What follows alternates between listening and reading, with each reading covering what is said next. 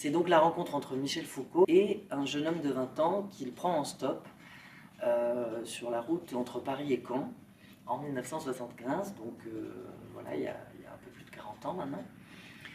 Et à la suite de cette rencontre, ils deviennent très amis, très très proches. Et Foucault à l'époque a plus de 50 ans et ce jeune homme a vraiment pile 20 ans. Et un an plus tard, en fait, il décide d'en faire un portrait. Donc en fait, ce portrait, c'est une discussion qu'ils vont avoir un peu comme on fait là, c'est-à-dire avec un petit dictaphone et Michel Foucault lui pose des questions sur tout. Alors à savoir son enfance, sa sexualité, son engagement politique. Enfin bon voilà, il dévoile comme ça un peu tous les thèmes de ce qui constitue un être humain. Comment tu situes ça, toi, la drogue, par rapport à, d'une part, tes expériences sexuelles, et d'autre part, ton appartenance à des groupes politiques? Le seul problème qui puisse se poser par rapport au groupe politique, c'est le problème de la sécurité.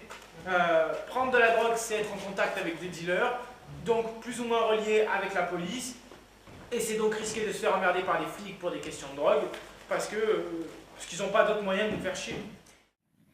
Et c'est une discussion absolument magique, quoi. Vraiment magique, parce que déjà ça donne un accès à Foucault qu'on ne connaît pas.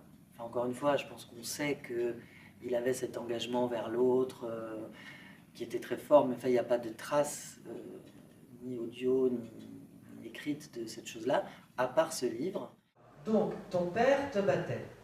Ouais, sauvagement même.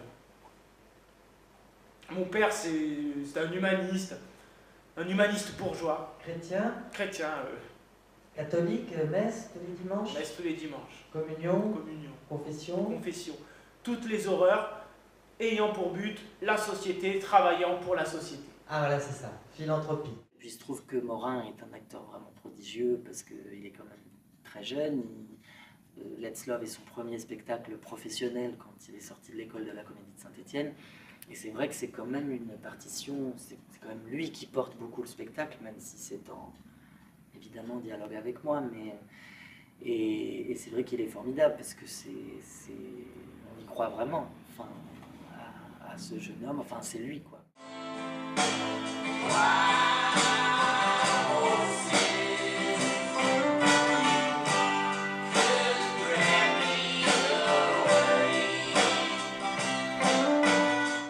Quand j'avais lu ce qu'était ce livre et tout ça, je m'étais dit un peu naïvement, mais allez, encore une fois, je vais tomber sur un truc qui va me rendre complètement nostalgique, genre les gens étaient beaucoup plus libres il y a 40 ans et tout ça, qui est un peu une idée qu'on a quand même de cette époque et qui n'est pas fausse. Mais en même temps, ce qui est très très fort là dans ce livre, c'est que vraiment, on se rend compte que ça n'a pas énormément changé en termes de problèmes sociétaux, etc. Voire même qu'à un endroit, on a un petit peu régressé, je trouve, notamment sur la liberté de parole, en fait.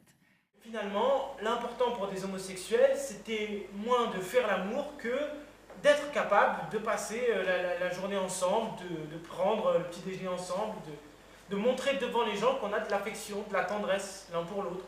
C'est pas que les homosexuels fassent pas l'amour, c'est qu'ils cachent qu'ils s'aiment.